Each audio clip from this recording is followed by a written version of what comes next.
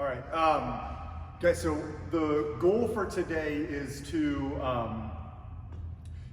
maybe get you your first bar muscle up, or maybe you have a few bar muscle ups and we're trying to become a little bit more efficient and be able to string together a little bit bigger sets. The drills we're gonna go over today are kind of like a intermediate drill. Whereas, as you get this down and you get to the point where you can string together, 8, 9, 10, 11 bar muscle ups, then you would kind of fine tune these progressions and obviously go into thinking of more of a straight line body without the knees up and stuff like that. And, that's gonna be more of an advanced bar muscle up clinic where we can fine tune that. Today's goal is really just we have the open workout that you guys are most likely going to redo on Monday, or you're going to do for the first time. The goal of today is, in this short period of time, try to either get you to a point where you can get a couple bar muscle ups, or when you get fatigued after stringing together a set, you can kind of fall back on these drills to push through a couple more reps, or maybe even PR your max set, right?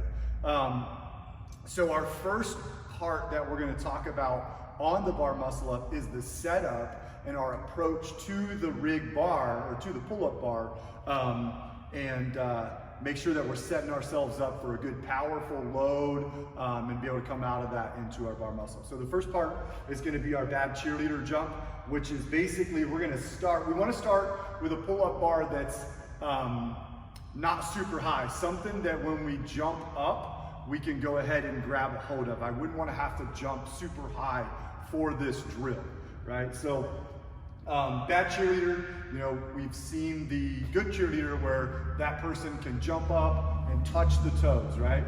Bad cheerleader is somebody who cannot get to the toes, and it's going to look more like this, right? So kind of that hollow body position, right? Toes are pointed down, we're getting that global flexion here, and hands are gonna come forward. So then what we would do for the drill is find that pull-up bar to where I can jump up and just tap it, right? So what I'm doing here is I'm just gonna jump and practice that bad cheerleader jump to my bar. So after we've done our, we've got that bad cheerleader drill down and we're really fluid with it, what we want to do next is our target swing. And basically what this is we're going to do our bad cheerleader jump up to the rig with the pull-up bar. We're going to grab the bar this time and we're going to point our toes to whatever our target is on the floor. And what that's going to do is it's just going to make sure that we're in that good hollow position as we swing through to create some momentum before we go into our big load, right? We want to make sure that our body is making the right shapes as we come through. So that's going to look like this, right? So I'm just going to pick a spot. You guys can, set a plate or whatever out there, just something to kind of, have a visual.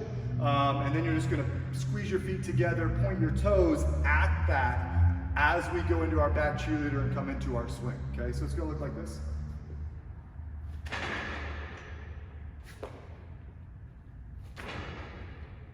Right, so notice as I jump into the bad cheerleader, I'm pointing my toes at the target, and as I swing through, they're staying on that target. Right? And you'll notice that kind of creates a little bit of a good position swing, right?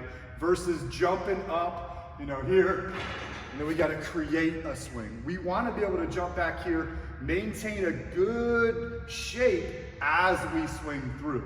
And then that's going to lead us into our next step where we go into the actual load. So we've got our bad cheerleader jump, which gets us to the bar in a good shape. Our next step was the target swing, which is, you do your bad cheerleader jump to the rig, point those toes, hold that shape as we swing through and create some momentum. And then the next phase is going to be our loading phase. So we go bad cheerleader jump, target swing into the load, right? Now, depending on where you're at on your bar muscle ups, the load is going to be, there's going to be a little bit of variance there. If you're somebody that's really good at bar muscle ups, you may not have to load as much. You might be able to stay a little bit tighter. If you're somebody that's going for your first one, or maybe you have a couple, and you're trying to string more together, then this load phase is going to be more important to you. But a couple key points.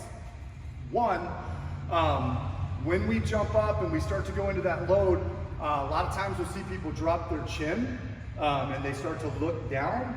We don't want to do that, right? We're going to try to get our chest pointed towards the ceiling a little bit. We want our chest up. So I don't want to tuck my chin. I'm going to be fighting against that as I go into my load phase. So really think more of like looking off into the horizon, even having your eyes up a little bit, your head up a little bit as you go into that load, so we can get that big proud chest pointed towards the ceiling. All right, so it's going to look like this. We go bad cheerleader jump, target swing through into our load. All right, so here.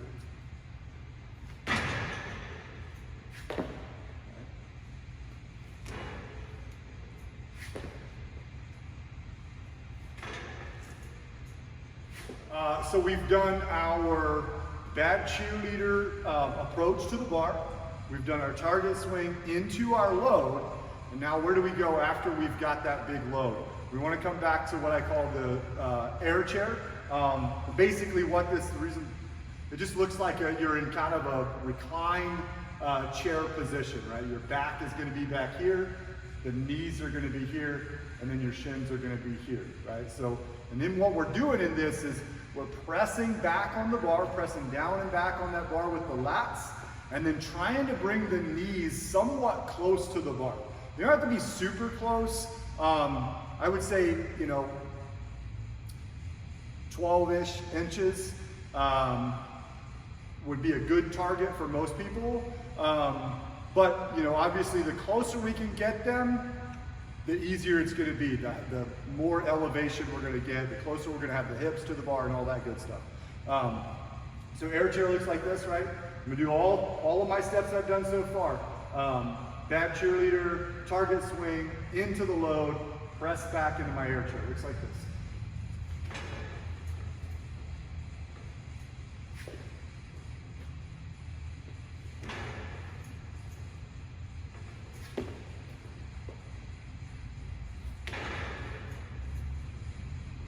All right, so next part of this drill, right? We've done our bad cheerleader, target swing, load swing, air chair. Now we're gonna do our kick, right?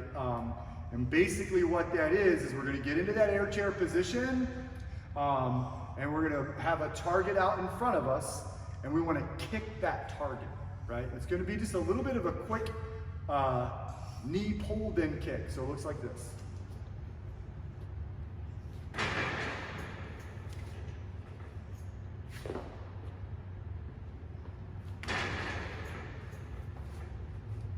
Crappy one. I'm gonna cut that one out. So it looks like this.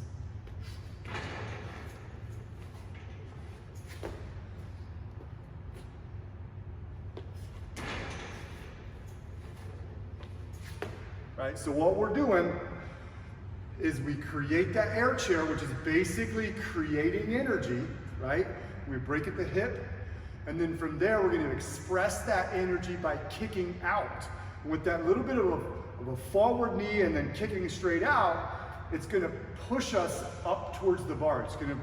That momentum is gonna drive the hips a little bit closer to the bar, which will lead us into our orbit, our last part of the exercise. Okay, so now we're gonna tie all this together, right? We're gonna do our bad cheerleader jump to the rig, swing in with our target swing, into that big load, into our air chair, kick, and then the last piece is gonna be our orbit over the bar. And by orbit, what I mean is the arms are gonna stay long and our bar is gonna be fixed out here, and we're gonna continue. It's really important that when we're coming out of that load into our air chair, that from that point there is a constant press down and back on that bar. So as I'm coming out of my air chair, I'm pressing down. I continue that press with my arms nice and long, meat of my hands up over the bar, and then that's gonna send me into my orbit. What I mean by orbit is I'm coming down, I'm pressing, pressing, pressing, and then when I get to the right point, my hips have opened, and my hips are close to the bar. I'm gonna continue that press, and I'm gonna throw my chest over top of the bar, right? So it's gonna be this press down and over. A lot of times, I'll say like if you have a hoodie on, what you wanna do is while you're continuing to press, we throw that hood over our head, right? Just imagine like you don't have any arms, you can't put your hood on yourself, you're trying to do it without your arms, slinging that hood over your head, okay? So we'll demo it. Oh shit, I wasn't ready for the high jump. Wasn't much.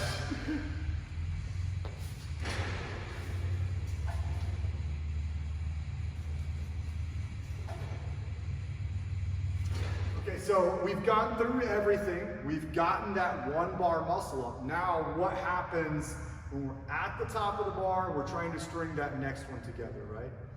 All we're gonna do is we're gonna retrace all of the things that we did to get that first one, right?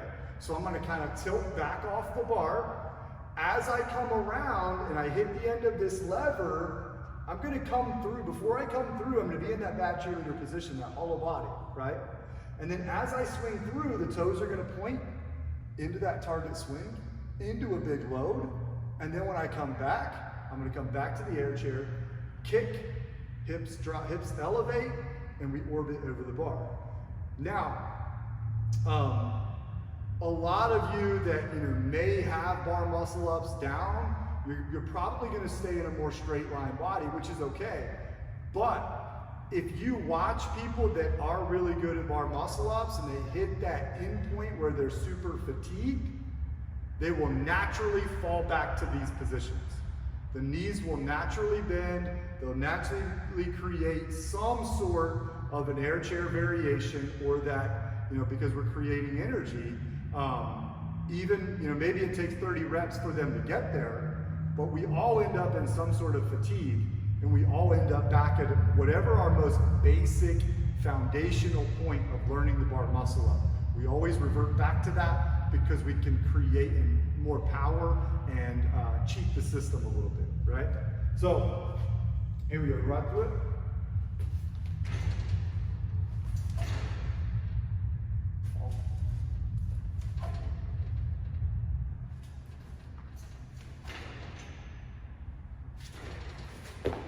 Right, so as we start to string them together, we're just redialing up all of those progressions.